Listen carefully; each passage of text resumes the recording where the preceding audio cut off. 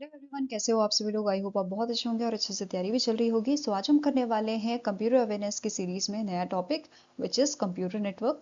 और आज के सेशन में आपके क्या क्या डिवाइसेस नेटवर्किंग में हम यूज़ करते हैं वो डिस्कस करेंगे। ठीक है, टोपोलॉजीज आपकी क्या क्या होती हैं, फिर आपका जो मॉडल होता है टीसीपी आईपी मॉडल, ठीक है, ओएसआई मॉडल, उनके बारे में हम डिस्कस करेंगे। उसमें क्या क्या लेयर होती हैं, क्या क्या काम करती हैं, तो ये सारी चीज़ों पे आज बात करेंगे।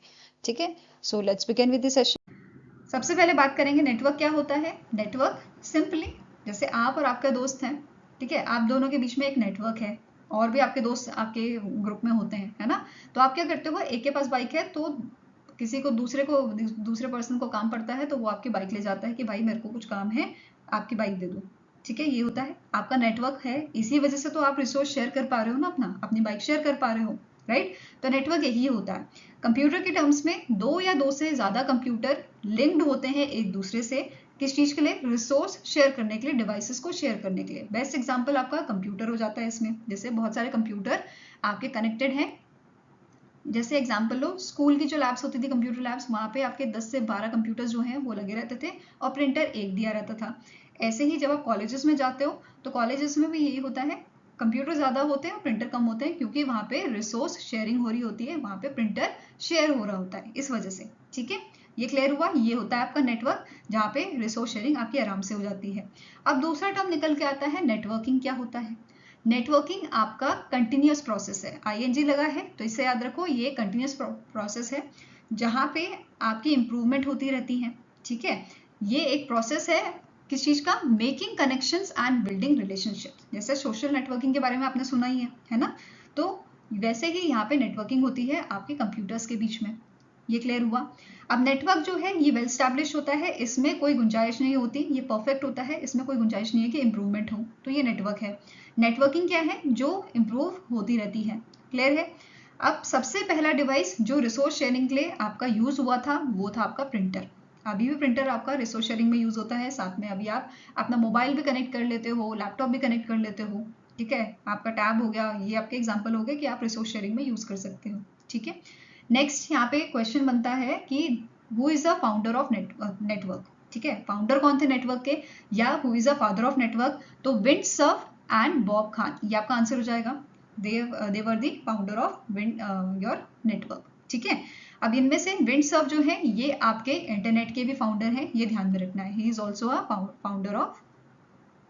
Founder of internet. क्लियर है। नेक्स्ट नेटवर्किंग की बात कर रहे हैं तो नेटवर्किंग आपका दो मॉडल पे बेस्ड होती है। ठीक है, नेटवर्किंग कैसे होती है?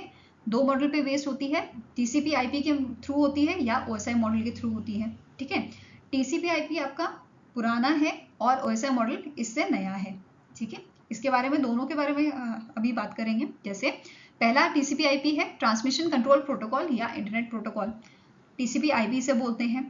ठीक है, कब आया था? 1970 में आया था और ये आपका 1970 से 1983 तक रहा था। फाइन। और 1983 में ही इसको स्टैंडर्ड मॉडल का जो है अप्रूवल दिया गया था। ये ध्यान में रखना है, कब मिला था स्टैंडर्ड मॉडल का अप्रूवल? 1983 में दिया गया था। क्लियर है। देन नेक्स्ट इज कितनी लेयर्स होती हैं। ये बड़ा कंफ्यूजन होता है टीसीपी आईपी में, कितनी लेयर होती हैं। कोई बोलता है 5 होता है, कोई बोलता है 4 होता है। तो मैं सिंपल कर देती हूँ। ओल्ड वर्जन जो था उसमें 5 लेयर थी, जो नया वर्जन है उसमें 4 लेयर है। ठीक है, तो अगर क्वेश्चन में आए ओल्ड वर्जन तो 5 लेयर हो जाएगा। ठीक है, अगर न्यू वर्जन आए तो उसमें आपका 4 लेयर हो जाएगा। ये क्लियर है।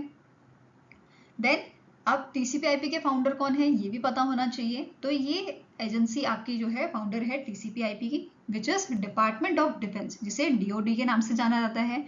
डीओडी को डारपा भी बोलते हैं, defence advance research project agency, मतलब दोनों एक ही एजेंसी के नाम है। डारपा जो है, डारपा फाउंडर है आपकी आरपानेट की। अब आरपानेट क्या था? ये पहला नेटवर्क था आपका। ठीक है, it is the first network जिसको आरपानेट बोला जाता है। इसका फुल फॉर्म है advance research project agency network, जिसको किसने लॉन्च किया था? डारपा ने। डारपा क्या है? डीओडी है। क्लियर हुआ, ये सारी चीज क्लियर है। फाइन। अब यहाँ पे क्वेश्चन एक आता है कि टीसीपी आईपी में कितनी लेयर होती हैं, जैसे कि मैंने बताया। तो अगर ओल्ड न्यू होगा तो ये तो आप आंसर कर लोगे, बट अगर कुछ दिया ही नहीं है तो आंसर आपका हो जाएगा दैट इज 4 लेयर्स। अगर कुछ भी चीज मेंशन नहीं है, बस मेंशन है टीसीपी आईपी में कितनी लेयर होती है, तो 4 लेयर होती है। ये क्लियर हुआ। नेक्स्ट बात करेंगे OSI मॉडल की। पहले TCP/IP की बात की, अभी OSI की बात करेंगे। OSI का फुल फॉर्म क्या है? Open system interconnection model. Open system interconnection model ये आपका इम्प्रूव्ड वर्जन है TCP/IP मॉडल का, जिसको 1984 में लाया गया था। 83 में आपका टेन्योर खत्म हुआ था किसका? TCP/IP का, और 1984 में OSI को लॉन्च किया गया था। ठीक है, किसने लॉन्च किया था? ISO ने। OSI को किसने लॉन्च किया? ISO ने। इसकी मिरर इमेज ने, which is international standard for organisation. ठीक है, कितनी लेयर होती है पूछा जाता है? 7 लेयर होती हैं। अब इन लेयर्स को नॉन प्रैक्टिकल लेयर्स या थियोरेटिकल लेयर्स भी कहा जाता है, क्योंकि कंपनी कहती है सारी ही लेयर्स को इंप्लीमेंट करना थोड़ा डिफिकल्ट है या मुश्किल है, ये नहीं हो पाएगा, इस वजह से नॉन प्रैक्टिकल लेयर्स इनको कहा जाता है या थियोरेटिकल लेयर्स इनको कहा जाता है। फाइन। इसके अलावा कॉन्सेप्शन मॉडल भी OSI मॉडल को कहा जाता है। फाइन, इसी रीजन की वजह से। देन बात करेंगे लेयर्स की। लेयर्स पे बेस्ड क्वेश्चन आपका आता है। TCP/IP मॉडल जो है इसमें 4 लेयर की बात करते हैं। पहली आती है नेटवर्क लेयर, दूसरी है इंटरनेट लेयर, तीसरी है ट्रांसपोर्ट लेयर और चौथी है आपकी एप्लीकेशन लेयर। वहीं पे OSI में 7 लेयर होती हैं। ठीक है, कितनी लेयर होती हैं? 7 लेयर होती हैं। कौन कौन सी होती हैं इसे जानेंगे। इससे पहले आपको नोट करना है OSI मॉडल जो है ये बेस्ड होता है बॉटम टू अप अप्रोच पे। ठीक है, अप्रोच इसका होता है bottom to up, bottom to top. ठीक है, या bottom up approach, bottom up approach. ठीक है, बॉटम से टॉप, दैट मीन्स आपकी जो फर्स्ट लेयर होती है ये पहली होती है physical link layer, physical layer. दूसरी होती है डेटा लिंक, तीसरी होती है नेटवर्क लेयर, चौथी होती है ट्रांसपोर्ट, पांचवी सेशन, छठवीं होती है प्रेजेंटेशन और सातवीं लेयर होती है एप्लीकेशन लेयर। तो समझ आया, बॉटम टू अप अप्रोच। नीचे से आपकी जो है फंक्शन स्टार्ट हो रही है। फिजिकल लेयर पहली है, डेटा लिंक दूसरी, नेटवर्क लेयर तीसरी, ट्रांसपोर्ट लेयर चौथी, सेशन लेयर पांचवी, प्रेजेंटेशन छठवीं और एप्लीकेशन लेयर सातवीं होती है। ये क्लियर हुआ?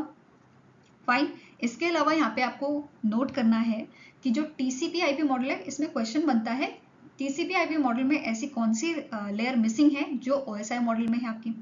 अब आप यहाँ पे आंसर करोगे कि मैम एक तो प्रेजेंटेशन लेयर और सेशन लेयर यहाँ पे मिसिंग है, साथ में ही डेटा लिंक लेयर और फिजिकल लेयर मिसिंग है। बट यहाँ पे आंसर आपका गलत हो जाएगा, क्योंकि आपकी TCP/IP जो लेयर, बेसिकली TCP/IP मॉडल जो है इसमें इंटरनेट लेयर के अंदर आपकी जो है डेटा लिंक लेयर और फिजिकल लेयर इंक्लूडेड होती है। ठीक है, इसमें इंटरनेट लेयर के अंदर डेटा लिंक लेयर और फिजिकल लेयर जो है ये इंक्लूडेड होती हैं। तो आंसर सिर्फ आपका क्या होगा? दैट इज सेशन लेयर और प्रेजेंटेशन लेयर, ये दोनों आपकी मिसिंग होती हैं। किसमें? TCP/IP मॉडल में। क्लियर है? ये सब चीजें क्लियर हुई आपको? नाउ नेक्स्ट बात करेंगे अगेन लेयर वाइज लेयर, यहाँ पे बात की जाएगी। पहली लेयर आपकी कौन सी है? Physical layer. ठीक है, फिजिकल लेयर में आपकी केबल्स पे काम होता है। फिजिकल मींस जैसे हार्डवेयर होता है, कंप्यूटर हार्डवेयर की बात करो तो ऐसे हार्डवेयर किसे बोलते हैं? ऐसे डिवाइसेस जिसको आप टच कर सकते हो। ऐसी फिजिकल लेयर में जिसको आप टच कर पा रहे हो, जैसे केबल्स को आप टच कर पा रहे हो, तो फिजिकल लेयर में हम केबल्स का यूज करते हैं। केबल्स भी आपकी डिफरेंट टाइप की होती हैं, ट्विस्टेड पेयर हो गई, कोएक्सियल केबल हो गई, फाइबर ऑप्टिक हो गई, है ना।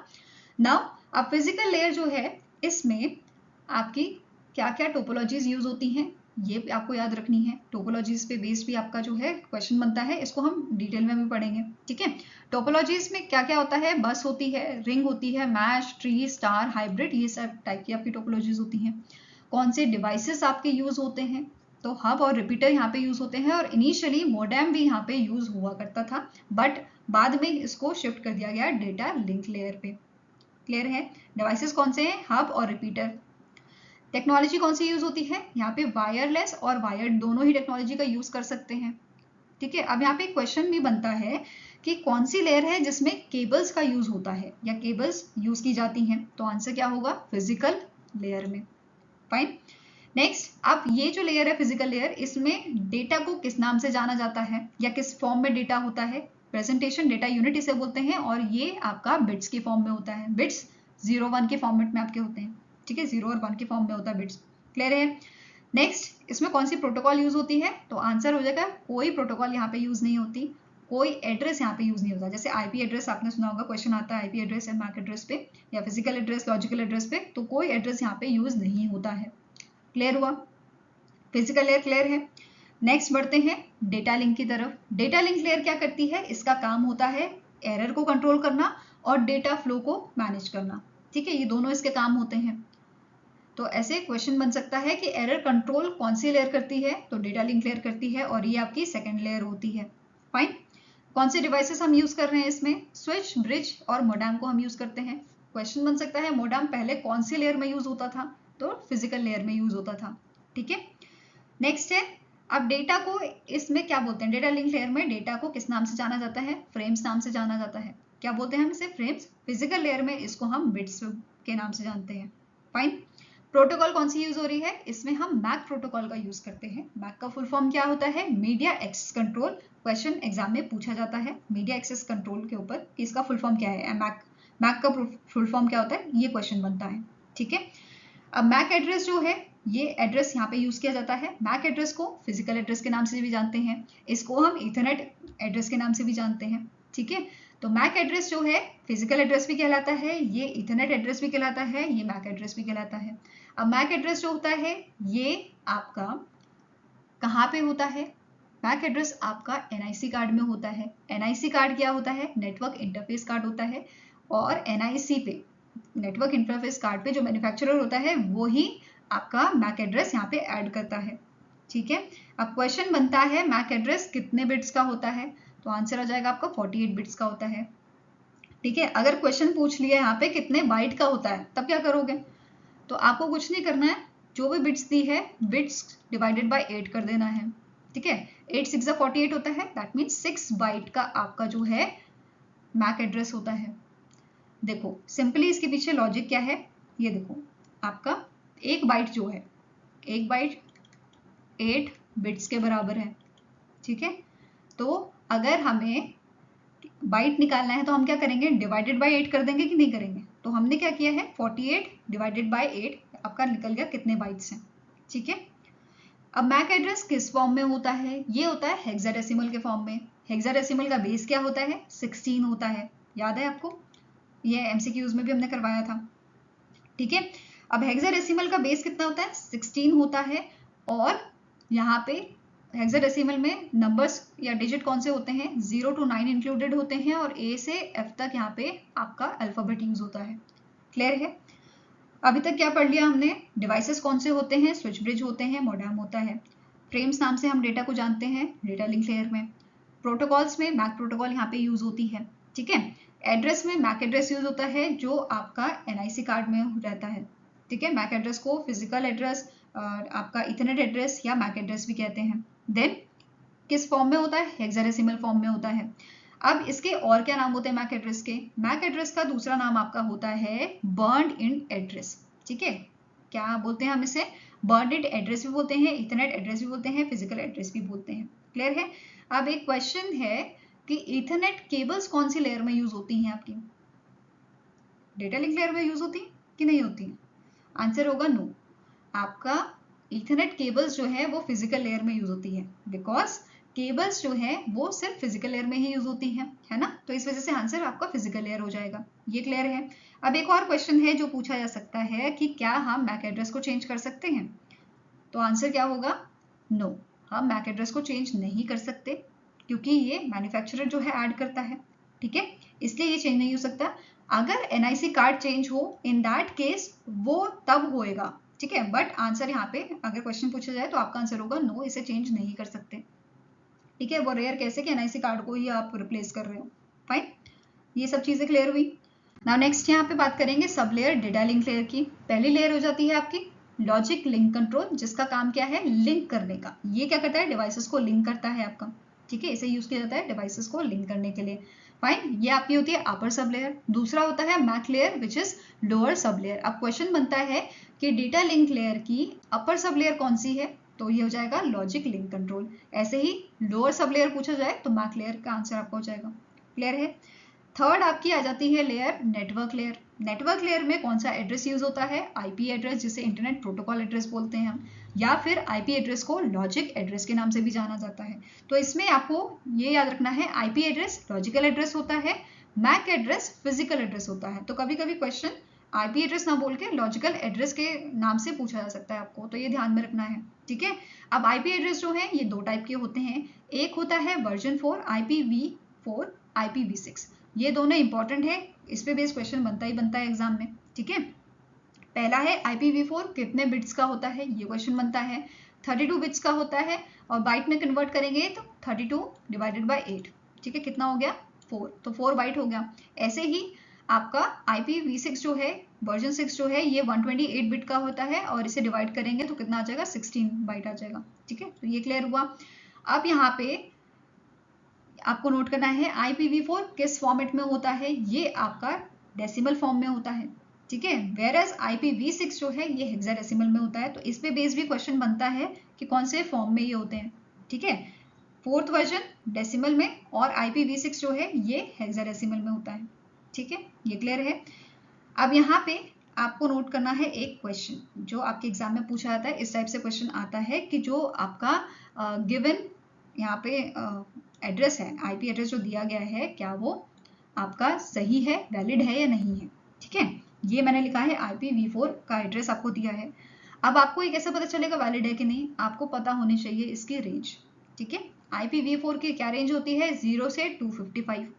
अगर आपका जो ये नंबर्स आपको दिख रहे हैं, ठीक है, सबसे पहले तो मैं आपको बता दूं 1 2 3 और 4, ये आपको जो जगहें दिख रही हैं इसे हम बोलते हैं ऑक्टेट्स। क्या बोलते हैं, ऑक्टेट्स, ठीक है। ये सारी जगहें जो हैं जिसमें नंबर्स लिखे हैं ये कहलाती हैं ऑक्टेट्स। और जो ये डॉट्स आपको यहाँ पे दिख रहे हैं इसे हम क्या बोलते हैं, डॉट्स या फिर पीरियड इसे हम बोलते हैं, ठीक है, पीरियड या फिर डॉट्स। क्लियर है, ये दोनों चीज क्लियर हुई। अब यहाँ पे क्या क्वेश्चन था कि आपका ये जो एड्रेस दिया है ये वैलिड है कि नहीं है। वैलिड कैसे होगा, आपका जो ये नंबर है, ये जो नंबर गिवन है हर आपके ऑक्टेट में, ये आपके छोटे होने चाहिए 255 से।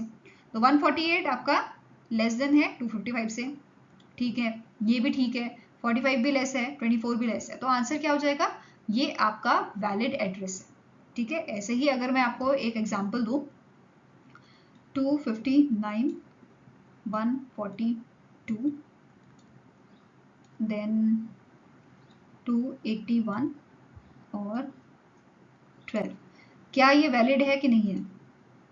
सामने से पता चल रहा है ये वैलिड नहीं है क्योंकि ये आपका 255 से बड़ा है और ये भी आपका 255 से बड़ा है। दैट मीन्स जो ये एड्रेस हुआ आपका IPv4 का, ये आपका नॉट वैलिड है, ठीक है, it is not a valid one.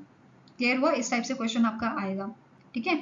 अब एक और क्वेश्चन आता है, क्या आप IP एड्रेस को चेंज कर सकते हो, तो आंसर होगा यस, आप IP एड्रेस को जो है चेंज कर सकते हो, पर IP एड्रेस चेंज करना इलीगल होता है, इसे हम IP स्पूफिंग के नाम से भी जानते हैं, ठीक है। देन कौन सा डिवाइस हम यूज करते हैं नेटवर्क लेयर में, तो ये होता है आपका राउटर, ठीक है। कौन सा डिवाइस है, राउटर है, इससे पहले हमने रिपीटर यूज किया था, ठीक है। देन अब यहाँ पे हम डेटा को किस नाम से जानते हैं, पैकेट के नाम से जानते हैं, ठीक है। तो डेटा यहाँ पे पैकेट कहलाता है। और कौन सी प्रोटोकॉल यूज होती है, तो इंटरनेट प्रोटोकॉल यहाँ पे हम यूज करते हैं इसको। ये सारी चीजें क्लियर हुई ना। नेक्स्ट यहाँ पे बात करेंगे ट्रांसपोर्ट लेयर की, जो आपकी 4th लेयर होती है और ये काम करती है end to end communication provide करने का। अब ये क्या होता है, जैसे बचपन में आपने बहुत बार जो है आपका घर चेंज किया होगा, जहाँ पे आप किसी कंपनी को जो है एक तरह से ठेका देते हो कि आप हमारा सामान सही सलामत दूसरी जगह पहुंचा देना, ठीक है। XYZ कंपनी थी, उसने आपका सामान पैक किया, अपने ट्रक में डाला और आपका सामान पहुंचा दिया सही सलामत। तो ये काम क्या हुआ, ट्रांसपोर्ट लेयर का हुआ, ठीक है, जिसने एंड टू एंड कम्युनिकेशन रखा, आपका जो डेटा था एज इट इज आपको पहुंचा दिया, ठीक है। ये काम हुआ ट्रांसपोर्ट लेयर का, जो इंपॉर्टेंट लेयर होती है और इसे हार्ट ऑफ OSI मॉडल भी कहा जाता है, ठीक है। अब ये काम करने के लिए 2 प्रोटोकॉल इन्होंने रखी हुई हैं। कौन सी प्रोटोकॉल है, TCP और UDP। TCP क्या है, ट्रांसमिशन कंट्रोल प्रोटोकॉल, दूसरी आ जाती है यूजर डेटाग्राम प्रोटोकॉल, ठीक है। इसे डिफरेंस से इनके समझेंगे, अच्छे से याद भी रहेगा आपको, ठीक है। पहले ही है कनेक्शन ओरिएंटेड, इसे ऐसे समझो जैसे एक बच्चा A है, एक बच्चा B है। बच्चे A ने नोटबुक ली, एक नोटबुक ली बच्चे B से कि मेरा वर्क इनकम्प्लीट है, मुझे अपनी नोटबुक दे दो। पर्सन B ने क्या किया, बच्चे B ने स्टूडेंट B ने जो है अपनी नोटबुक स्टूडेंट A को दे दी और बोला कि कल ले आना अपना काम पेंडिंग वर्क कंप्लीट करके। तो इसने बोला ठीक है मैं कल दे दूंगा।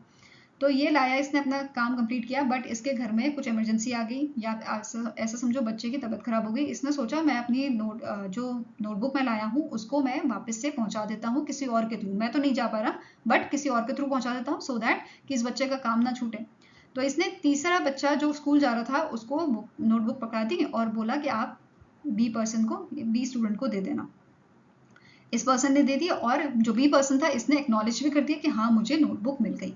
तो ये आपका एग्जाम्पल है कनेक्शन ओरिएंटेड का, जहाँ पे जिस पर्सन को या जिस पीसी को आपका डेटा जाएगा वो एक्नॉलेज करेगा कि हाँ मुझे सामान मिल गया है, मुझे डेटा मिल गया है। दैट मीन्स ये आपका गारंटीड डिलीवरी प्रोवाइड कर रहा है आपको।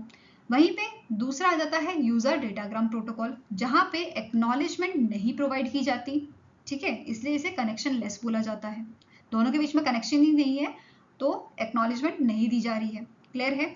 इसे कनेक्शन लेस बोलते हैं, जहां पे कनेक्शन है वहां एक्नॉलेजमेंट मिल रही है और गारंटीड डिलीवरी आपको मिल रही है। क्लियर हुआ? नेक्स्ट पॉइंट है कि डेटा लॉस। डेटा लॉस अगर देखो जब आपके और दूसरे पर्सन के बीच में कनेक्शन ही नहीं है तो आपका डेटा मिल रहा है नहीं मिल रहा है इसकी कोई गारंटी नहीं है, और यहाँ पे डेटा लॉस होने के चांसेस ज्यादा हैं, है कि नहीं है? वहीं पे जहाँ पे कनेक्शन है, जहाँ पे आपको एक्नॉलेजमेंट मिल रहा है, वहां पे डेटा लॉस का कोई चांस ही नहीं है, क्योंकि सामने वाला बता दे रहा है ना कि मेरे को सामान मिल रहा है। इस वाले में यूजर डेटाग्राम प्रोटोकॉल में बता ही नहीं रहा है, पता ही नहीं है, कनेक्शन ही नहीं है कोई, है ना। नेक्स्ट आ जाता है, अब देखो जिसमें गारंटीड डिलीवरी है, जिसमें एक्नॉलेजमेंट मिल रहा है, वो आपका रिलायबल होगा कि नहीं? होगा ना। दूसरा वाला फिर आपका नॉन रिलायबल होगा। ठीक है। नेक्स्ट पॉइंट है स्लो और फास्ट का।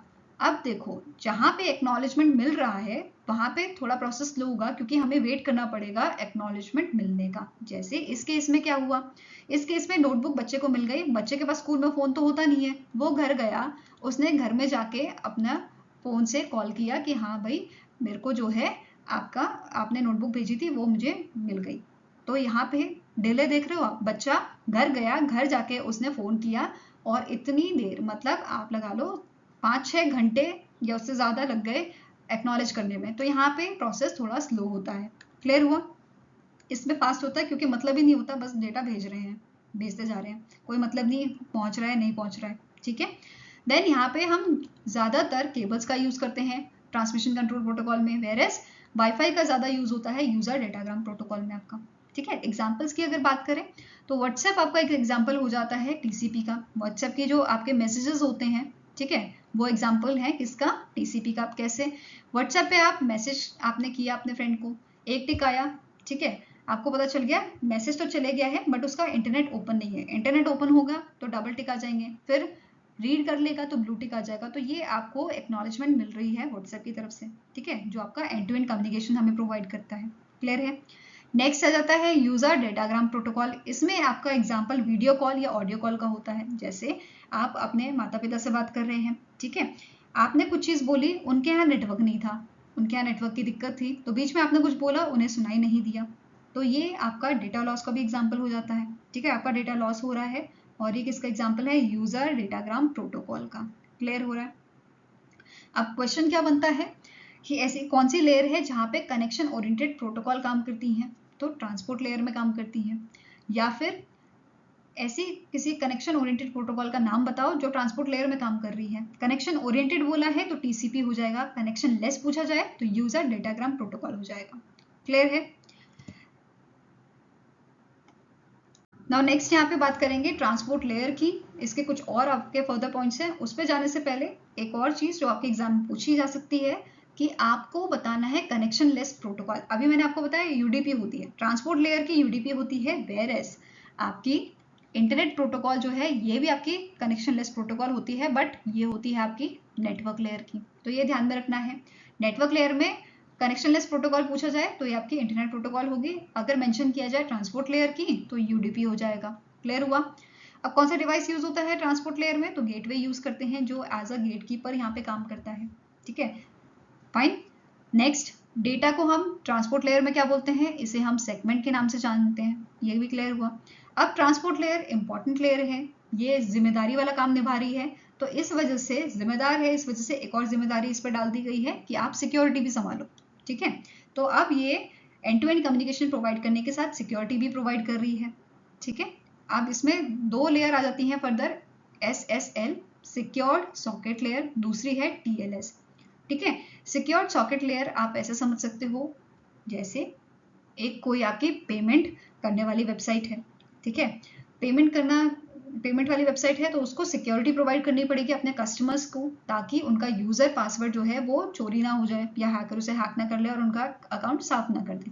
ठीक है, तो वो कंपनीज क्या करती हैं, SSL सर्टिफिकेट बाय कर लेती है आपका सिक्योर सॉकेट लेयर से, सिक्योर सॉकेट लेयर आपका सर्टिफिकेट बाय कर लेती है, ताकि यहाँ पे इन्हें सिक्योरिटी प्रोवाइड की जा सके इनकी वेबसाइट को, जिस वजह से यहाँ पे HTTPS यहाँ पे लग गया है। अगर आपने देखा होगा जो पुरानी वेबसाइट्स आपकी हैं उनमें HTTP नाम से आपको दिख जाता है, जो आपकी नई है या जो सिक्योर्ड हैं जिन्होंने आपका सर्टिफिकेट बाय किया हुआ है SSL वाला, तो उन्हें यहाँ पे HTTPS वाला आपको वेबसाइट में इनके डोमेन में दिख जाएगा ये। ठीक है, नाउ HTTPS का फुल फॉर्म पूछा जा सकता है, hyper text transfer protocol secured इसका फुल फॉर्म होता है।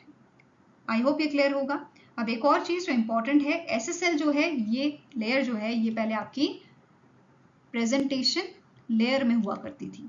ठीक है, पहले ये प्रेजेंटेशन लेयर का पार्ट थी, बट बाद में इसको ट्रांसपोर्ट लेयर में ऐड कर दिया गया है। ठीक है, अब पहले ही SSL थी तो हम TLS क्यों लाए, क्योंकि हैकर बहुत तेज हो गए हैं, उन्होंने इसको भी क्रैक करना स्टार्ट कर दिया है, तो इस वजह से एडवांस वर्जन इसका लाना पड़ा ट्रांसपोर्ट लेयर सिक्योरिटी का। ये भी क्लियर है। नेक्स्ट आ जाते हैं सेशन लेयर पे। सेशन लेयर का काम होता है सेशन को क्रिएट करना, मैनेज करना, उसे क्लोज करना। अब सेशन क्या होता है, देखो जब भी आप जैसे वाईफाई का बिल पे कर रहे हो, ठीक है, तो आप जिस उनकी वेबसाइट पे जा रहे हो उस पर पे कर रहे हो, तो एक सेशन क्रिएट होके आता है थोड़ी देर के लिए, जहाँ पे आप क्या करते हो, आपको वो OTP मांगता है। ठीक है, कुछ सेकंड्स का आपका सेशन होता है, उस पर आपका जो OTP है आपके फ़ोन में आता है, जब तक आप OTP डालते हो, ठीक है, उसके बाद वो सेशन क्लोज हो जाता है, या फिर अगर ज़्यादा देर हो जाती है सेशन एक्सपायर हो जाता है। ठीक है, तो ये कौन करता है, सेशन लेयर से क्रिएट करती है। ठीक है, कितनी बार होता है ऐसा, OTP डालने से पहले ही सेशन आपका एक्सपायर हो जाता है और लिखा भी आता है कि सेशन एक्सपायर हो गया। फाइन, तो ये सारे काम सेशन लेयर संभालती है। ये हमें सिक्योरिटी प्रोवाइड करती है यूजिंग टोकन मैनेजमेंट या सिंक्रोनाइजेशन, इन दोनों को यूज करके ये हमें सिक्योरिटी प्रोवाइड कर रही है। फाइन, अब यहाँ पे हम डेटा को क्या बोलते हैं, सेशन लेयर में डेटा को डेटा ही बोला जाता है। इससे पहले वह हम सेगमेंट बोल रहे थे, ठीक है, हमने इसको फ्रेम्स भी बोला है ना, तो इस टाइप के डिफरेंट नाम इसके हर एक लेयर में आपने देखे। ऐसे ही सेशन लेयर में इसका नाम डेटा ही होता है। कौन सा डिवाइस यूज करते हैं, तो गेटवे हम यहाँ पे डिवाइस यूज कर रहे हैं for the session layer. Fine, now next बात करेंगे प्रेजेंटेशन लेयर की, जो हमें हाई लेवल सिक्योरिटी प्रोवाइड करती है। अब आप बोलोगे सारे सिक्योरिटी वाले ही हैं, हाँ जी, जो लास्ट के लेयर आएंगी ये सारी सिक्योरिटी वाली ही हैं, और ये प्रीवियस लेयर से ज़्यादा सिक्योरिटी आपको प्रोवाइड करेंगी। ठीक है, प्रेजेंटेशन लेयर आपको हाई लेवल सिक्योरिटी प्रोवाइड करती है in a form of encryption, decryption, translation, compression. Encryption decryption को आप एनकोडिंग डिकोडिंग से समझ सकते हो, जो आपने रीजनिंग में पढ़ी है। ठीक है, एनकोडिंग मीन्स आप किसी डेटा को दूसरे फॉर्मेट में लिख रहे हो, जैसे अगर मेरा डेटा पॉट है तो मैंने इसको एनक्रिप्ट किया किसमें, TOP, टॉप में। ठीक है, एक्चुअल डेटा था पॉट, मैंने इसे एनक्रिप्ट कर दिया टॉप में। जब मैंने इसे अपने फ्रेंड को भेजा तो उसको मैंने पहले ही बता दिया था, हमारी हमने सेटिंग मतलब की हुई है ऑलरेडी कि जब मैं टॉप भेजूंगी इसका मतलब पॉट होगा। ठीक है, तो इसने जब इसको टॉप इसके पास गया, इसने इसको डिक्रिप्ट किया एज अ पॉट। तो ये समझ आया एनक्रिप्शन, जब आप उसे एनकोड कर रहे हो, जब डिकोड कर रहे हो, it means your decryption. Clear हुआ। अब एनक्रिप्शन और डिक्रिप्शन जो है ये आपका क्रिप्टोग्राफी में यूज होता है, और इसके एग्जांपल की अगर हम बात करें तो देखो एनक्रिप्शन डिक्रिप्शन फेसबुक में भी आपका यूज हो रहा है, टेलीग्राम, व्हाट्सएप, इन सब में चीजों में यूज हो रहा है। ठीक है, ट्रांसलेशन समझाने की जरूरत नहीं है, ट्रांसलेट करने का काम रहेगा इसका। कंप्रेशन क्या होता है, कंप्रेशन भी कंप्रेस करेगा। जैसे एग्जाम्पल के तौर पे आप ले सकते हो, आपकी बहुत अच्छी इमेज आई है, आपने सोचा मैं अपने फ्रेंड को शेयर करूं, हम घूमने गए थे, आपने अच्छी अच्छी इमेजेस ली, अब आपको मन कर रहा है कि फ्रेंड को भेजूं, आपने व्हाट्सएप के थ्रू फ्रेंड को भेजी। अब व्हाट्सएप ने क्या किया, आपकी जो इमेज थी उसे कंप्रेस कर दिया, उसकी क्वालिटी थोड़ी कम कर दी। ठीक है, उसे कंप्रेस कर दिया। जब आपके फ्रेंड के पास वो इमेज गई, उसकी क्वालिटी अच्छी नहीं आई। ठीक है, तो ये एक एग्जाम्पल है कंप्रेशन का। इसके अलावा आप अल्टरनेट क्या यूज कर सकते हो, आप मेल के थ्रू इमेजेस भेज सकते हो, या आप टेलीग्राम के थ्रू भेज सकते हो, उसमें कंप्रेशन आपका जो है नहीं होगा। ठीक है, इवन आप और फाइल्स भी हैवी भेज सकते हो। फाइन, तो ये कंप्रेशन, एनक्रिप्शन, डिक्रिप्शन और ट्रांसलेशन था, जिसके थ्रू आपको सिक्योरिटी प्रोवाइड करता है प्रेजेंटेशन लेयर। ये क्लियर हो गया, ठीक है। अब यहाँ पे कौन सी डिवाइस यूज होती है, गेटवे यूज होता है, और यहाँ पे डेटा किस फॉर्म में होता है, डेटा को हम यहाँ पे डेटा ही बोलते हैं। ये क्लियर हुआ। नाउ लास्ट लेयर आती है आपकी 7th लेयर। ये लास्ट लेयर होती है और इसमें हम इंपॉर्टेंट प्रोटोकॉल्स पे वर्क करते हैं, ठीक है। जैसे पहले आपकी प्रोटोकॉल आ गई FTP, जिसमें बेस क्वेश्चन आता है इसका फुल फॉर्म क्या होता है या ये क्या काम करती है। फुल फॉर्म है फाइल ट्रांसफर प्रोटोकॉल। इसे हम यूज करते हैं फाइल को अपलोड या डाउनलोड करने के लिए, ठीक है। ये क्लियर हुआ। नेक्स्ट आती है HTTP, जिसका फुल फॉर्म है हाइपर टेक्स्ट ट्रांसफर प्रोटोकॉल। ये क्या करती है, ये आपका कम्युनिकेशन प्रोटोकॉल होती है, कम्युनिकेशन प्रोवाइड करती है आपको। जैसे आपने कोई वेबसाइट लिखी तो उस वेबसाइट से कम्युनिकेट कराने का काम इसका होता है, ठीक है। ये क्लियर हुआ। आपने कोई वेबसाइट लिखी, एंटर किया, उसके आगे आप देखना बाय डिफॉल्ट आपका HTTP लग जाता है। तो ये आपकी कम्युनिकेशन प्रोटोकॉल है जो कम्युनिकेट करेगी जिस वेबसाइट से आप कनेक्ट करना चाह रहे हो। क्लियर है।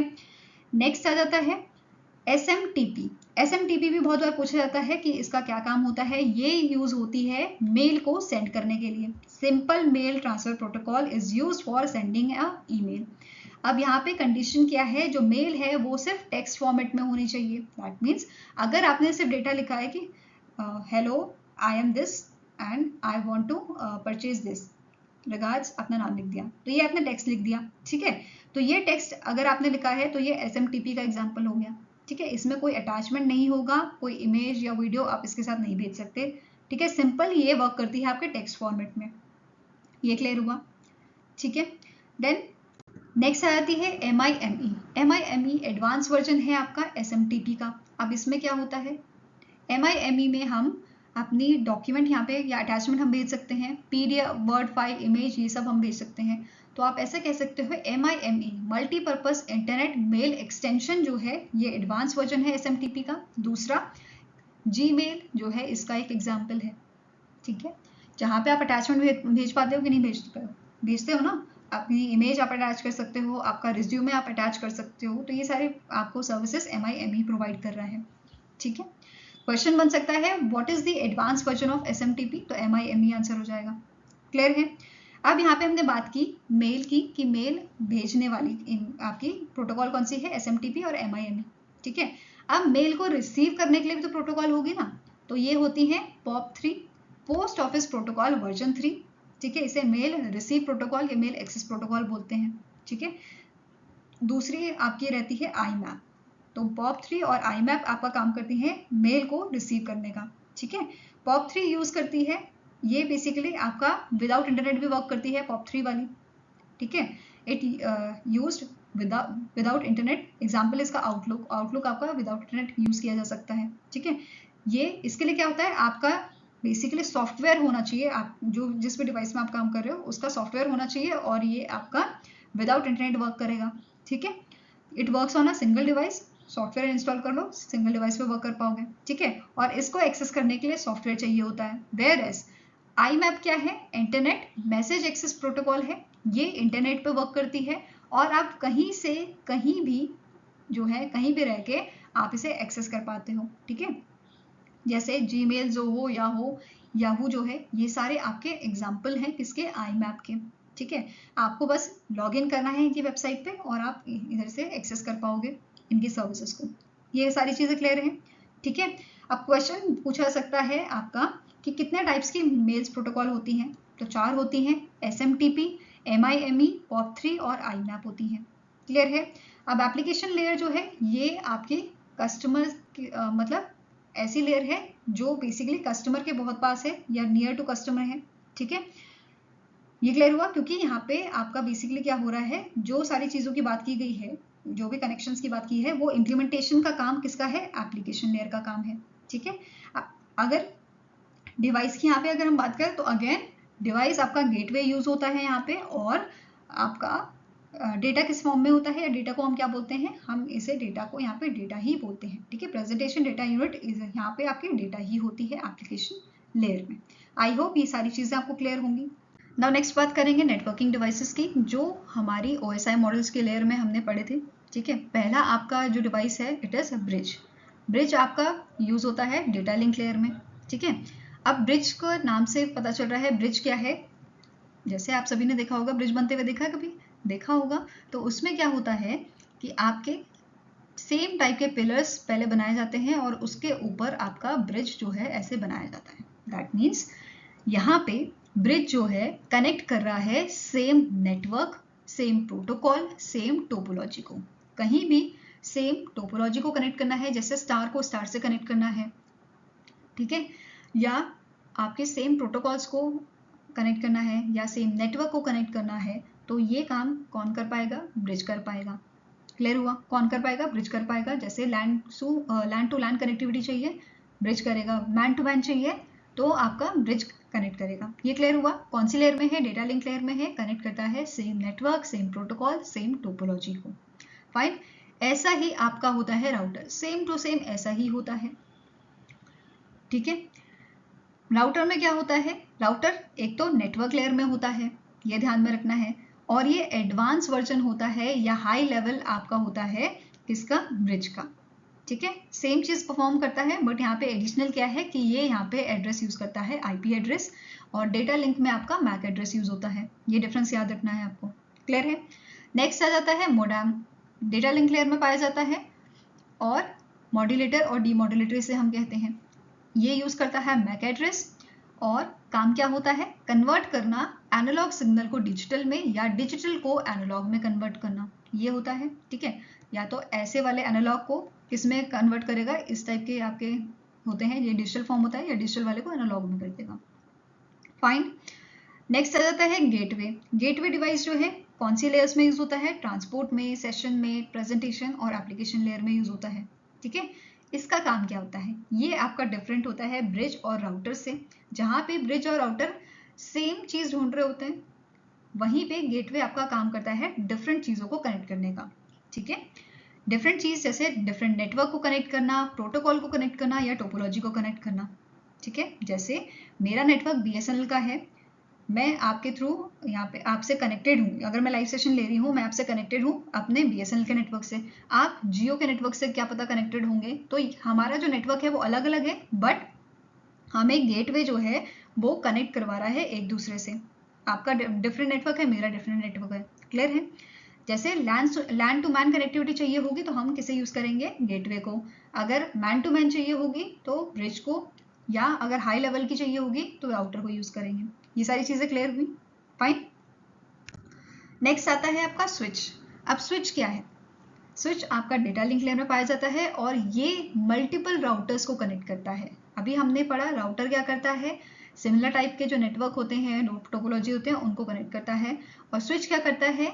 मल्टीपल राउटर्स को कनेक्ट करता है। जैसे आप इस इमेज में देख पा रहे हो, ये आपका है स्विच, और ये डिफरेंट डिफरेंट राउटर्स को एक साथ कनेक्ट कर पा रहा है। क्लियर है? नाउ नेक्स्ट आ जाता है हब।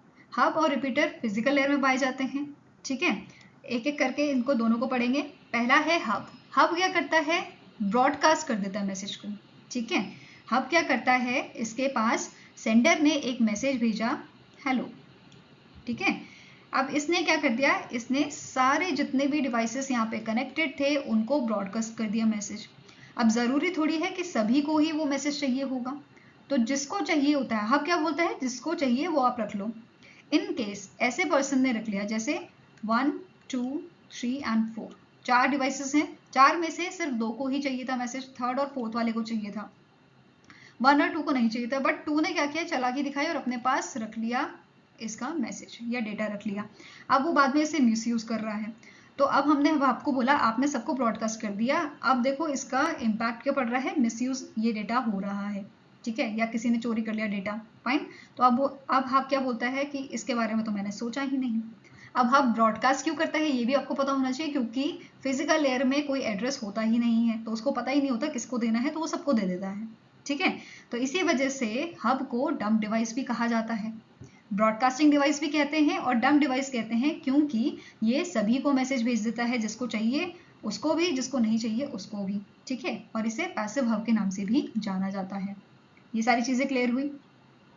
अब हब जो है, जैसे क्रिकेट जो है आपका वो ब्रॉडकास्ट किया जाता है, उसमें आपका हेल्पफुल है, ठीक है। जो चीजें ब्रॉडकास्ट करनी है सबको, वो चीज में आपका हब बेनिफिशियल है, ठीक है। अब इसी का भाई आता है रिपीटर। रिपीटर आपका एक्टिव हब होता है। इसका काम क्या होता है? रिपीट करना। किस चीज को रिपीट करना? आपके नेटवर्क को रिपीट करना, सिग्नल को आपका रिपीट करना। बेसिकली रिपीट का मतलब क्या है? इसका जो लेंथ है सिग्नल का वो ये बढ़ाता जाता है। ठीक है, जैसे इसके पास इतने लेंथ का आया, 5 सेंटीमीटर का इसके पास, एक तरह से मान लो 5 सेंटीमीटर का सिग्नल था, इसने इसको रिपीट कर दिया, मतलब इसने इसमें 5 सेंटीमीटर और बढ़ा दिए, इसने इसको रिपीट कर दिया, इसकी स्ट्रेंथ जो है और मजबूत कर दी, इसको स्ट्रेंथन कर दिया। ठीक है, साथ में ही ये हेल्प करता है सिग्नल को कि वो डिग्रेड ना हो, उसे प्रोटेक्ट करता है कि वो उसकी क्वालिटी जो है वो डिग्रेड ना हो। आई होप ये क्लियर होगा। देन लास्ट में एक टर्म है आपके फायरवॉल, जिसपे बेस्ड क्वेश्चन होता है। ये किसी लेयर में प्रेजेंट नहीं होता, बट ये आपको प्रोटेक्शन प्रोवाइड करता है। ठीक है, इस पे बेस्ड क्वेश्चन आता है, फायरवॉल क्या करता है। ठीक है, तो ये आपको अनऑथराइज एक्सेस से प्रोटेक्शन प्रोवाइड करता है। ठीक है, आपको अनऑथराइज एक्सेस से बचाता है, आपको सिक्योरिटी प्रोवाइड करता है। ठीक है, तो फायरवॉल क्या है? ये कलेक्शन ऑफ आपका hardware and software, hardware software का कलेक्शन होता है, जिसका काम क्या होता है? हमें बचाना, हमें प्रोटेक्ट करना अनऑथराइज एक्सेस से। क्लियर है? नाउ अब बात करते हैं टोपोलॉजी की। टोपोलॉजी क्या होता है? बेसिकली ये आपका एक फिजिकल या लॉजिकल अरेंजमेंट होता है कंप्यूटर डिवाइसेस का इन अ नेटवर्क। ठीक है, मतलब जैसे कोई नेटवर्क है उसमें कैसे आपकी जो नोड्स हैं, नोड्स मतलब कंप्यूटर हो जाता है या आपका हब हो जाएगा, ठीक है, आपका सर्वर हो जाएगा, तो नोड कुछ भी हो सकता है, कैसे उसे अरेंज किया गया है किसी नेटवर्क में, इसे बोला जाता है टोपोलॉजी। ये डिफरेंट डिफरेंट टाइप्स की होती है। पहला टाइप आपका है बस टोपोलॉजी। बस टोपोलॉजी मतलब यहाँ पे सिर्फ एक ऐसी केबल रहेगी जिससे बाकी सारे नोड्स, ये सारे आपके नोड्स हो गए, वर्क स्टेशन हो गया, सर्वर हो गया, ठीक है, फिर प्रिंटर, कंप्यूटर, ये सारी आपकी नोड्स हो गई। ठीक है, ये एक सिंगल केबल से कनेक्टेड होंगी, जिसके एंड को हम क्या बोलते हैं? टर्मिनेटर बोलते हैं। फाइन, कौन सी केबल से कनेक्टेड है? कोएक्सियल केबल से कनेक्टेड होती है। डिवाइसेस इसमें प्रिंटर, सर्वर, आपका वर्क स्टेशन, कुछ भी ऐड हो सकता है, और एंड को क्या बोलते हैं? टर्मिनेटर। अब इसका डिसएडवांटेज क्या है? अगर इस वायर को, अगर ये जो वायर है ये डैमेज हो जाती है, तो इसमें आप जो है डेटा जो है जो आप भेजोगे वो पहुंच नहीं पाएगा। ठीक है, तो अगर ये केबल खराब हो जाती है तो आपका जो नेटवर्क है वो डैमेज हो जाएगा, वो काम नहीं करेगा। क्लियर है? नेक्स्ट आता है स्टार टोपोलॉजी।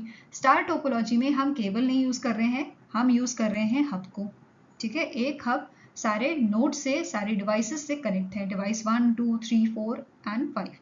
ठीक है, अब यहाँ पे डेटा ये डायरेक्टली यहाँ पे भेज सकता है आपको। ठीक है, तो ये आपका इजीली रिप्लेसेबल होता है इन केस अगर ये हब जो है खराब हो जाए, इसको इजीली रिप्लेस कर लोगे और ज़्यादा टाइम भी नहीं लगेगा। केबल में, केबल सेटअप करने में पूरा टाइम लग जाएगा। डिफरेंस समझ आया? ठीक है, जो स्टार टोपोलॉजी है ये अफोर्डेबल हो जाती है और इसे ज़्यादातर गवर्नमेंट सेक्टर यूज़ करता है क्योंकि अफोर्डेबल होती है। ठीक है, इस वजह से। फाइन, नेक्स्ट टोपोलॉजी आपकी आती है रिंग टोपोलॉजी। रिंग में क्या होता है? एक रिंग में आपके जो डिवाइसेस हैं वो कनेक्टेड होते हैं। ठीक है, इसमें डेटा आपका जो है रिंग की फॉर्म में चलता है और डेटा हमेशा आपका यूनिडायरेक्शनल फॉर्म में चलेगा। ये याद है रहेगा, यूनिडायरेक्शनल मतलब या तो क्लॉकवाइज होगा या तो एंटी क्लॉकवाइज होगा, इसी डायरेक्शन में, एक ही डायरेक्शन में मूव करेगा। फाइन, अब जो डेटा मूव कर रहा है इसको हम बोलते हैं टोकन। ठीक है, किसकी फॉर्म में मूव करता है यहाँ पे डेटा? टोकन की फॉर्म में, और इसमें सारे ही कंप्यूटर आपके एक दूसरे से कनेक्टेड हैं। ठीक है, यहाँ पे आप देख सक रहे हो रिंग की मदद से ये सारे आपके कनेक्टेड हैं। क्लियर है? ये क्लियर है, और यहाँ पे जो टर्मिनेटर है या रिपीटर यहाँ पे यूज किए जाते हैं। फाइन, नेक्स्ट है मैश टोपोलॉजी, जिसको सबसे अच्छा टोपोलॉजी माना जाता है। अगर किसी टोपोलॉजी के बारे में अच्छा लिखा हो, रिलायबल है, बेस्ट है, आपका कहीं से भी आप डेटा जो है एक नोड से दूसरी नोड को डेटा आप इजीली पहुंचा सकते हो, या आपके पास डिफरेंट टाइप के या मल्टीपल मेथड्स होते हैं या मल्टीपल आपके पास पाथ होती है डेटा पहुंचाने के लिए, तो वो आपकी होगी मैश टोपोलॉजी। जैसे ये डिवाइस 1 है, ये 2 है, this is 3, this is 4 and this is 5। अगर आपका कनेक्शन डिवाइस 1 से डिवाइस 2 के बीच में खराब हो जाता है, इन दैट केस ऑल्सो जो D1 है या जो डिवाइस 1 है वो D5 को आपका डेटा भेज सकता है। कौन से मेथड से? एक तो पहली ये वाली हो गई, इन दोनों के माध्यम से। ठीक है, दूसरा D1 या डिवाइस 1 पहले D2 को भेजेगा, इसको भेजेगा, और ये आपका D5 को भेज देगा, या D1 आपका D3 को भेज देगा और D3 D5 को भेजेगा, एंड सिमिलर वे में 4 भी ऐसा काम करेगा। तो ये आपस में कनेक्टेड है, किसी के भी थ्रू डेटा आपका चले जाएगा, तो डेटा यहाँ पे कैसे ना कैसे करके पहुंच ही जाएगा आपके जो टारगेट नोड होगी उसमें। क्लियर है? इसी वजह से इसे रिलायबल बोला गया है। कॉम्प्लेक्स होता है थोड़ा क्योंकि सारे आपस में एक दूसरे से कनेक्टेड हैं, ठीक है। D1 जो है ये D5, D2, D4, D3 सबसे कनेक्टेड है। ऐसे ही 2 वाला भी सभी से कनेक्टेड है, 3B, 4B और 5B, ठीक है। ये सारी चीजें क्लियर हुई, फाइन। नेक्स्ट आ जाते हैं ट्री टोपोलॉजी। ट्री टोपोलॉजी में क्या होता है? देखो, ट्री टोपोलॉजी एक तरह से आपका होता है पेरेंट और चाइल्ड की तरह। जैसे डिवाइस 1 आपका पहला डिवाइस है, इसके नीचे फर्दर 2 डिवाइसेस हैं, है ना। तो ये आपका पेरेंट हो गया। अब जो नीचे वाले चिल्ड्रन थे, जो डिवाइस 1 के आपके चिल्ड्रन थे, उसके भी अब यहाँ पे जो है 2 नोड है नीचे, तो ये इनका पेरेंट हो गया। तो यहाँ पे सारी ही नोड पेरेंट का भी तरह एक्ट करती है, तो ये आपको ध्यान में रखना है। अगर इनके नीचे भी डिवाइस 4 के नीचे भी अगर यहाँ पे नोड बना दी जाए तो ये एज अ पेरेंट यहाँ पे आपके हो जाएंगे, ठीक है। तो it is a parent child relation, ये आपका पेरेंट चाइल्ड रिलेशन शो करता है। एक्सपेंसिव टेक्नोलॉजी यहाँ पे होती है और मल्टीपल हब्स यहाँ पे यूज किए जाते हैं। बेसिकली जो पेरेंट है वो एक्ट करता है एज अ हब, क्लियर है। तो मल्टीपल हब्स आपके यहाँ पे यूज किए जाते हैं, इस वजह से ये एक्सपेंसिव हो जाती है आपकी, फाइन। नेक्स्ट आती है हाइब्रिड टोपोलॉजी। हाइब्रिड का मतलब आप समझते ही हैं, जैसे आप सभी ने ऐसा किया होगा या ऐसा आपने देखा होगा कि जो आम का पेड़ है उसको हाइब्रिड किया जाता है, ठीक है। नीचे से एक बीज से आपका पेड़ निकलता है, उसकी स्टेम कट करके दूसरी स्टेम उसमें लगा दी जाती है और उसे हाइब्रिड बना दिया जाता है, ठीक है। स्पीशीज उसकी अलग हो जाती है, उसे हाइब्रिड बोलते हैं। ऐसे ही यहाँ पे टोपोलॉजी का हाइब्रिड कर दिया गया है। जैसे रिंग के साथ स्टार को जोड़ दिया यूजिंग अ हब, तो ये आपका हाइब्रिड हो गया, ठीक है। हाइब्रिड मतलब जरूरी नहीं है इन दोनों को ही जोड़ना है, किसी और टोपोलॉजी को भी जोड़ सकते हैं। इनमें और भी आ जाएंगी, जैसे रिंग को जोड़ना है, रिंग यहाँ पे ऑलरेडी है, ठीक है, हमें इसके साथ रिंग जोड़ना है, यहाँ पे जोड़ दी। या हमें ट्री जोड़ना है तो हमने यहाँ पे जोड़ दिया। तो ऐसा है, हाइब्रिड मतलब 2 या 2 से ज्यादा टोपोलॉजीज को हम एक साथ मिक्स कर रहे हैं, एक साथ हाइब्रिड कर रहे हैं, क्लियर है। नाउ नेक्स्ट बात करेंगे टाइप्स ऑफ केबल्स की। तो पहला आपका है ट्विस्टेड पेयर केबल। आप यहाँ पे इमेज देख सकते हो इसकी। ट्विस्टेड क्यों बोला जाता है? क्योंकि यहाँ पे जो आपकी वायर्स हैं ये ट्विस्ट हो रखी हैं, ठीक है, इस वजह से ट्विस्टेड पेयर केबल इसे बोला जाता है। टोटल वैसे 8 यहाँ पे वायर आप देख पा रहे हो, बट ये आपस में 2 आपस में जो है ट्विस्ट हो रखी हैं, इसलिए 4 आपको यहाँ पे विजिबल ढंग से हो पा रही है, फाइन। इसे डबल कोटेड केबल्स भी कहा जाता है। इसके अलावा ईथरनेट केबल या कैटेगरी केबल के नाम से भी इसको जाना जाता है, ठीक है। इसे हम यूज करते हैं, ट्विस्टेड पेयर केबल को यूज किया जाता है जो लैन कनेक्शन होता है ना उसको सेटअप करने के लिए, ठीक है। लोकल एरिया नेटवर्क होता है उसे सेटअप किया जाता है, चाहे आपका कैंपस के अंदर वो किया जा रहा हो या किसी बिल्डिंग के अंदर कोई कनेक्शन हो, उसे लैन माना जाता है, ठीक है। लोकल एरिया नेटवर्क को कनेक्शन में इसको यूज किया जाता है।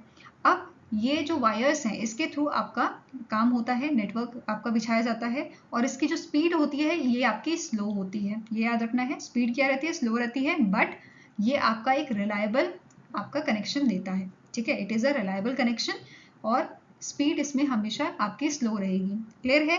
अब कौन सा कनेक्टर यूज करते हैं हम ट्विस्टेड पेयर केबल में, ये आपको पता होना चाहिए। It is RJ45। कौन सा आपका कनेक्टर है? RJ45, where RJ stands for registered jack, clear. Next आ जाता है कोएक्सियल केबल। कोएक्सियल केबल जो है ये हम यूज करते हैं आपके टेलीविजन में। आपके या जो DTH सर्विसेज होती हैं, आपने देखा होगा छतरी लगती है, उसके पीछे वायर जो आती है वो आपकी होती है कोएक्सियल केबल, ठीक है। यहाँ पे आप जो है इमेज देख सकते हो कोएक्सियल केबल की, इस टाइप की कुछ आपकी केबल रहती है, ठीक है। अब यहाँ पे कनेक्टर कौन सा यूज करते हैं ये इंपॉर्टेंट है। BNC कनेक्टर यूज किया जाता है। बेनॉट नील कंसीलमेंट कनेक्टर यहाँ पे यूज किया जाता है कोएक्सियल केबल्स के लिए। ट्विस्टेड पेयर के लिए कौन सा था? आपका RJ45। नेक्स्ट है फाइबर ऑप्टिक केबल। इसमें सबसे ज्यादा अगर पूछा इन तीनों में से पूछा जाए कि स्पीड किसकी ज्यादा होती है तो आंसर क्या होगा? फाइबर ऑप्टिक की जो स्पीड है वो आपकी सबसे ज्यादा होती है, ठीक है। हाईएस्ट स्पीड इन तीनों में से इसकी होती है, ये क्लियर है। इसे हम कहाँ यूज करते हैं? ब्रॉडबैंड में यूज करते हैं। आपके घर में अगर कनेक्शन आ रहा होगा ब्रॉडबैंड का तो वहां पे जो वायर यूज हुई है वो कहलाती है फाइबर ऑप्टिक, ठीक है, क्योंकि ये इसकी स्पीड अच्छी होती है इस वजह से इसको यूज किया जाता है। और ये फ्री ऑफ कॉस्ट है क्योंकि इसका जो कॉस्ट है वो गवर्नमेंट बेयर कर रही है, इस वजह से ये फ्री ऑफ कॉस्ट है। अगर आपसे कोई पैसा मांगे तो आपको नहीं देना है फाइबर ऑप्टिक का पैसा, ठीक है। नेक्स्ट जो फाइबर ऑप्टिक्स है इसको समुद्र के नीचे भी बिछाया जाता है कंट्री से कंट्री आपका कनेक्शन प्रोवाइड करने के लिए, ठीक है। इसे हम बोलते हैं, अगर इसे समुद्र के नीचे बिछाया जाए तो इसे बोला जाता है सबमरीन केबल। क्या बोलते हैं इसे? Submarine cable. और इसके कनेक्टर कौन से होते हैं आपके फाइबर ऑप्टिक केबल के? It is SC connector, subscriber connector जिसे बोला जाता है, या फिर ST connector, straight tip connector. ये याद रहेगा। नाउ यहाँ पे आप जो है इमेज देख सकते हैं फाइबर ऑप्टिक केबल की। इस टाइप की आपकी केबल होती है, ठीक है। अगर समुद्र के नीचे की बात करें, अंडर सी जो आपकी केबल होती है वो कुछ इस टाइप से नजर आती है आपको, यहाँ पे देख सकते हो, ठीक है। अब इसे क्या कोई डैमेज कर सकता है? हाँ, जो आपके जो समुद्र के जीव हैं वो इसे डैमेज कर सकते हैं, शार्क वगैरह इसे डैमेज कर सकती हैं। तो उस टाइम पे रिपेयर का जो काम होता है वो भी इसका बहुत मतलब डिफिकल्ट होता है, ठीक है। नाउ यहाँ पे कुछ की पॉइंट्स आपके, जैसे ऐसी प्रोटोकॉल जो आपको मदद करती है या आप यूज करते हो फाइंड आउट करने के लिए मैक एड्रेस को। आपके पास आईपी एड्रेस है और आपको कन्वर्ट करना है उसे मैक एड्रेस में, तो कौन सी प्रोटोकॉल की हेल्प से हो जाएगा? It is address resolution protocol, ARP, ठीक है। ऐसे ही रिवर्स एड्रेस रेजोल्यूशन प्रोटोकॉल एक होती है जो फाइंड आउट करती है आईपी एड्रेस को। तो क्वेश्चन ऐसे आ जाएगा कि कौन सी प्रोटोकॉल है जो बेसिकली यूज होती है फाइंड आउट करने के लिए आईपी एड्रेस को, अगर आपको मैक एड्रेस दिया हो, ठीक है। तो आंसर हो जाएगा reverse address resolution protocol, RARP, fine. इसके अलावा एक टेलनेट प्रोटोकॉल भी आपकी होती है जिसे रिमोट प्रोटोकॉल भी बोलते हैं, ठीक है। अब बेसिकली रिमोट प्रोटोकॉल क्यों बोलते हैं? क्योंकि यहाँ पे इसका एग्जाम्पल अगर हम ले, जैसे मेरे पीसी में कोई दिक्कत आ गई और मैंने कस्टमर केयर में बात की और उन्हें बोला कि ठीक है, आपको आपका जो लैपटॉप है हम उसे रिमोटली एक्सेस करेंगे। किसके थ्रू करेंगे? टीम व्यूअर सॉफ्टवेयर के थ्रू करेंगे, और वो मेरे सिस्टम में जो भी दिक्कत आ रही होगी वो उसे चेक करेंगे और उसे ठीक कर देंगे, ठीक है। तो यहाँ पे टेलनेट प्रोटोकॉल जो है यूज किया जाएगा, ठीक है। This protocol use to establish remote connection. तो रिमोट कनेक्शन बनाने के लिए ये हमारी हेल्प करता है टेलनेट प्रोटोकॉल, ठीक है। इसके अलावा एक और प्रोटोकॉल होती है DNS protocol, domain name system protocol जिसे बोला जाता है। इस प्रोटोकॉल का काम क्या होता है? इसका काम होता है डोमेन नेम को कन्वर्ट करना आईपी एड्रेस में। अब ये कैसे होता है? देखो, जब भी हम आपके गूगल पे, जैसे मैंने कोई वेबसाइट डाली, जैसे www.gmail.com मैंने डाली। अब ये पहले इसे कन्वर्ट करती है आईपी एड्रेस में, ठीक है। आईपी एड्रेस में कन्वर्ट करती है। ये प्रोसेस इतना जल्दी होता है हमें पता ही नहीं चलता, और हमारा कनेक्शन आपकी मतलब जीमेल का जो पेज होता है, लॉगिन होता है, उस पर ये हमें डायरेक्ट कर देता है। वो इतनी जल्दी होता है कि हमें पता भी नहीं चलता कि कब आईपी एड्रेस में ये चेंज हो गया, ठीक है। तो जैसे ये आपका आईपी एड्रेस चेंज करेगा, लेट्स एग्जांपल 8.563 ऐसे करके आपका जो है आईपी एड्रेस होगा, जिस पे ये हमें रिडायरेक्ट कर देता है, ठीक है। तो इसका काम क्या होता है? डोमेन नेम को कन्वर्ट करना आपके आईपी एड्रेस में, क्लियर है। Protocol use to convert domain name into IP address, इसको बोलेंगे डीएनएस प्रोटोकॉल, क्लियर है। आई होप गाइज आपको ये वीडियो पसंद आया हो। पसंद आए तो लाइक एंड शेयर जरूर कीजिएगा, और हमारे साथ जुड़ने के लिए हमारे चैनल को सब्सक्राइब कीजिएगा। अगर आपके कुछ सजेशन है तो आप हमें मेल कर सकते हो benchmarkstudy007@gmail.com पे, या फिर आप हमें जो है कमेंट सेक्शन में भी लिख सकते हैं। सो मिलेंगे ऐसे ही नेक्स्ट वीडियो के साथ। Till then take care, have a nice day and all the best for your preparations.